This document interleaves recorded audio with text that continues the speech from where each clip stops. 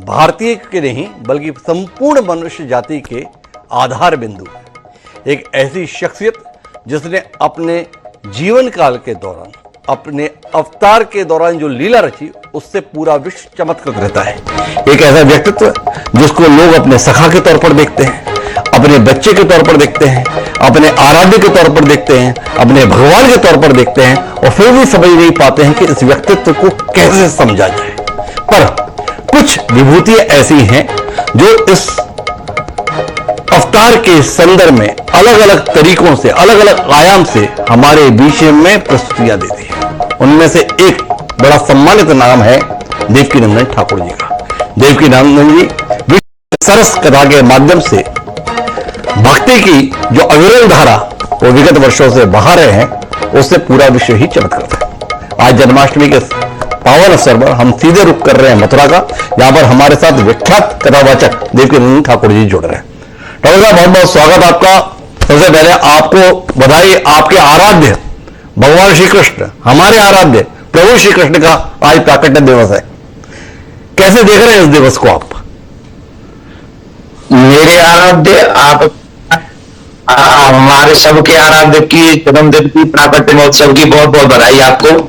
और देख इसलिए रहे हैं क्योंकि कृष्णम वंदे जगत गुरुम, जो पूरे विश्व का कल्याण करने का संकल्प लेकर अपनी लीलाओं को इस धराधाम पर करता है 125 वर्ष तक, जिसके उद्देश्य में एकमात्र होता है धर्मो रक्षति रक्षितः, कि मुझे धर्म की रक्षा करनी है, अधर्म का नाश करना है। ऐसे सर्वेश्वर श्री कृष्ण, चाहे उसे आप अपना बालक कह लें, चाहे अपना प्रियतम कह लें, चाहे अपना स्वामी कह लें, चाहे अपना सखा कह लें, चाहे अपना माता पिता, जिस रूप में भी कहोगे, जाकी रही भावना जैसी, प्रभु मूरत देखी तिन तैसी। ऐसे परम पिता परमात्मा सर्वेश्वर श्री कृष्ण का प्राकट्य महोत्सव है। 5251 बार ये प्राकट्य महोत्सव है हमारे ठाकुर जी का।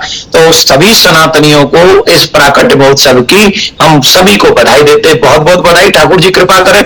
और आप सबसे एक और आग्रह करेंगे, सिर्फ नंद के आनंद में जय कन्हैया लाल तक ही सीमित न रहें, अपितु भगवान श्री कृष्ण ने जो मार्ग हमको दिखाया है, बताया है, गीता का उपदेश जो हमको दिया है, उस गीता के उपदेश को पढ़कर सुनकर उसे अपने जीवन में उतारने का प्रयास भी करें। यही सच्चा परमात्मा श्री कृष्ण को उपहार होगा। आचार्य जी, आपसे समझने जब आपने स्वयं कहा कि चाहे आप उन्हें बालक के रूप में देखें, चाहे अपने सखा के तौर पर देखें, चाहे प्रियतम के तौर पर देखें, चाहे स्वामी के तौर पर देखें, सब अपनी अपनी भावना के अनुसार देखते हैं। आचार्य देवकीनंदन ठाकुर जी प्रभु श्री कृष्ण को किस भाव से देखते हैं? उनका कौन सा स्वरूप आपके हृदय को सर्वाधिक आनंद देता है और क्यों देता है?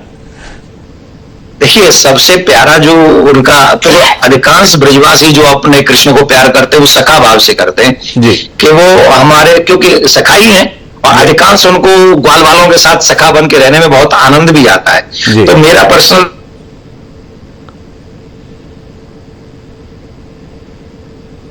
गर्गाचार्य जी भगवान ने उनका नामकरण किया था, मैं उसी वंश परंपरा में हूं जी। तो कभी कभी जब हम व्यासपीठ पे बैठते हैं तो हमें वो गुरु वाला भाव भी आ जाता है कि वो व्यासपीठ पे बैठे हैं इसलिए हम गर्गाचार्य जी के वंशज हैं। परंतु ऑलवेज जो मेरा भाव और श्रद्धा निष्ठा है, जब मैं सर्वेश्वरी किशोरी जी के साथ उनका दर्शन करता हूं, क्योंकि हम युगल उपासक हैं, तब तो वो हमारे स्वामी हैं, और जब कहीं अकेले कृष्ण की कथा कहनी पड़ती है, कृष्ण कथा, तब वो हमारे सखा हैं। तो मेरे 3 रिश्ते हैं उनके साथ में जी, और बहुत अच्छा लगता है। मैं दो के साथ बहुत कंफर्टेबल हूं, एक वो मेरे स्वामी हैं और एक वो मेरे सखा हैं। तो ये दो के साथ मैं बहुत कंफर्टेबल हूं। और आई नो एक इस बात को मेरे कन्हैया भी जानते हैं और वो समझते हैं और वो भी मेरे साथ कंफर्टेबल जी। तो आप स्वामी के तौर पर भी देखते हैं, सखा के तौर पर भी देखते हैं, पर जब भूमिका बदलती है तो आपकी अभिलाषा क्या रहती है? हर एक व्यक्ति जो सामान्य भक्त है, सांसारिक जीवन जीते हुए, वो एक अगरबत्ती और पहले ₹1.25 का प्रसाद, ₹11 का प्रसाद के साथ में सब कुछ साध लेना चाहता है। क्या कहते हैं आचार्य जी? लोग सखा के तौर पर भी देख रहे हैं, स्वामी के तौर पर भी देख रहे हैं, पर पूर्ति अपने स्वार्थ की कराना चाह रहे हैं। इस संदर्भ में कोई दृष्टि आपकी जाती है? इस संदर्भ में कोई संदेश आपका? एक दृष्टि तो मैं बता देता हूं, अगरबत्ती कभी नहीं जलानी चाहिए भगवान के आगे। अगरबत्ती में बांस होता है जी, और बांस वंश की वृद्धि का प्रतीक है, इसलिए कभी भी अगरबत्ती न जलाएं।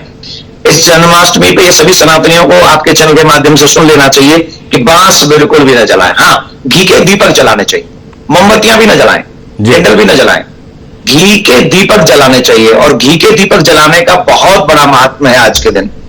ये जो दीपक है, दीप ज्योति पर ब्रह्म दीपो ज्योति जनार्दन, ये साक्षात परमात्मा का स्वरूप है, प्रकाश स्वरूप है।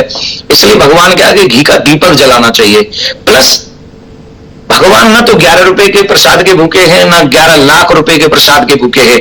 परमात्मा तुम्हारे मन के भाव के भूखे हैं। तुम्हारे मन में जो भाव हो वो अच्छा होना चाहिए, वो निष्ठ होना चाहिए, वो ऐसा होना चाहिए, उसमें पाखंड ना हो, उसमें दिखावा ना हो, उसमें छल ना हो। और जब बिना छल के आप भगवान के जाओगे, पास में जाओगे, तो भगवान ने स्वयं ने कहा है कि निर्मल मन जन सो मोहि पावा, मोहि कपट छल छिद्र न भावा। जिसके मन में जिसका निर्मल भाव है वो मुझे विशेष प्रिय है, मुझे कपट पसंद नहीं है। तो जैसे हो, पापी हो तो पापी बन के चले जाओ, संत हो तो संत बन के चले जाओ, सखा बनना है तो सखा बन के जाओ। उनसे अच्छी फ्रेंडशिप कोई नहीं निभा सकता। हमारे सामने उदाहरण है सुदामा जी का, you know very well. Sudama ji जैसे मित्र को उन्होंने अपने द्वारका की उस सिंहासन पर बैठा दिया जिसे देवता छू नहीं सकते, और फिर चरण दबा रहे हैं। तो उनसे अच्छी मित्रता कौन निभा सकता है। कृष्ण ही माँ है, कृष्ण ही पिता है, कृष्ण ही स्वामी, कृष्ण ही सखा है। इसलिए happy Janmashtami all of you. अरे महाराज, आप तो प्रख्यात कथावाचक हैं। भागवत कथा के माध्यम से उसकी मीमांसा बड़े ही सुंदर तरीके से आप करते हैं।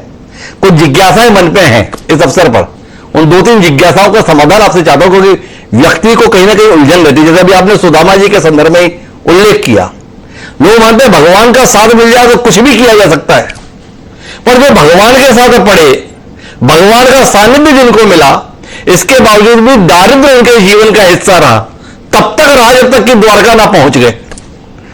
वो कालखंड जो उज्जैन में संदीपनी आश्रम से लेकर द्वारका पहुंचने तक का सुदामा का बड़ा अभावग्रस्त रहा, जिसे श्री कृष्ण की दोस्ती नसीब हुई, फिर भी जीवन में अभाव, गरीबी, दारिद्र्य वजह।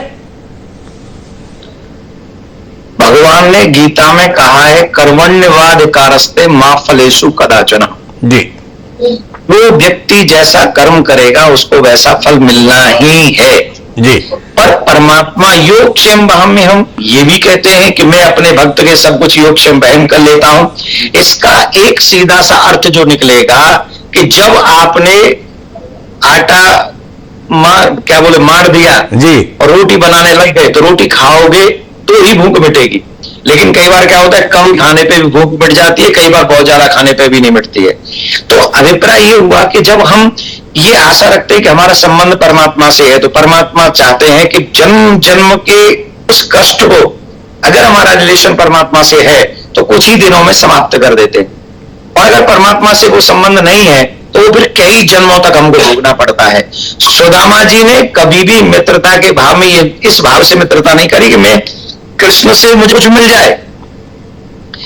पुराणों में यहां तक भी आता है, जब सुदामा जी ने दे दिया तो ठाकुर जी के आगे सुदामा जी ने हाथ खड़े कर दिए, मुझे नहीं चाहिए। जब सुदामा जी को मिला तो जी।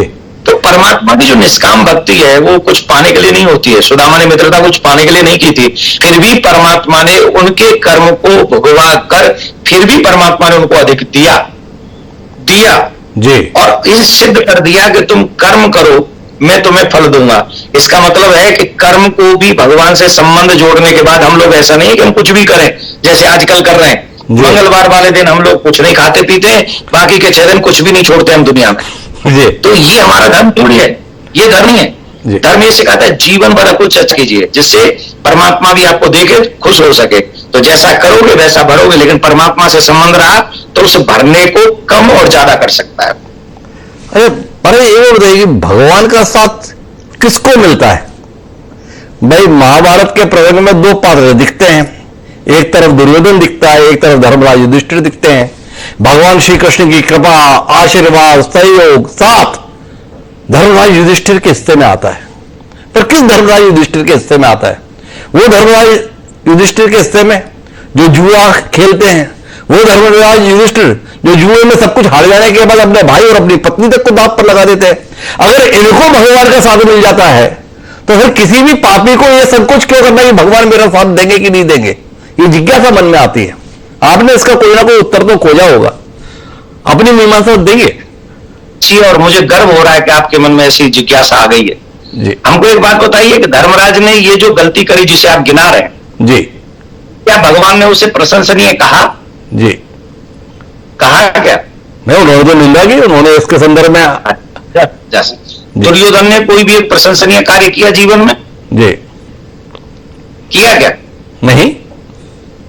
हाँ, तो जीवन भर जिसने अच्छा काम किया और एक त्रुटि जिसने की, भगवान ने उसका संबंध निभाया, और जिसने जीवन में कभी अच्छा काम किया ही नहीं, उसे सानिध्य कैसे मिलेगा? जी आप, no one can be perfect without god. जी इस संसार में एक ही परफेक्ट है जिसका नाम परमात्मा सर्वेश्वर श्री कृष्ण है, जो कभी गलती नहीं करता। जी और इस संसार में जो आए हैं, मनुष्य जितने भी आए हैं, उनसे कहीं ना कहीं कोई गलती होती है। और एक और शब्द आपने सुना होगा, विनाश काले विपरीत बुद्धि। जी जब एक विपत्ति आनी होती है तो बुद्धि थोड़ी विचलित हो जाती है और जो है कुछ वो काम कर बैठती है जो कभी नहीं करने चाहिए। धर्मराज के जीवन में एक ही वो दिन है और कोई दिन नहीं था, ठीक है? तो जीवन भर अच्छा काम कीजिए, 2-4 गलतियां हो जाएंगी, परमात्मा क्षमा कर देंगे आपको। बहुत बहुत धन्यवाद आपका। महाराज जी, आपने हमें साथ दिया। तो कुल मिला ये थे देवकीनंदन ठाकुर जी, जो आज श्री कृष्ण जन्माष्टमी के मौके पर तमाम व्यवस्थाओं के बीच में हमारे साथ थे। कुछ सवाल उनके साथ में हमने साझा किए, जिज्ञासाओं का समाधान उन्होंने किया। आप सभी को एक बार पुनः जन्माष्टमी के पावन पर्व की हार्दिक बधाई। आज के इस कार्यक्रम में इतना ही। मुझे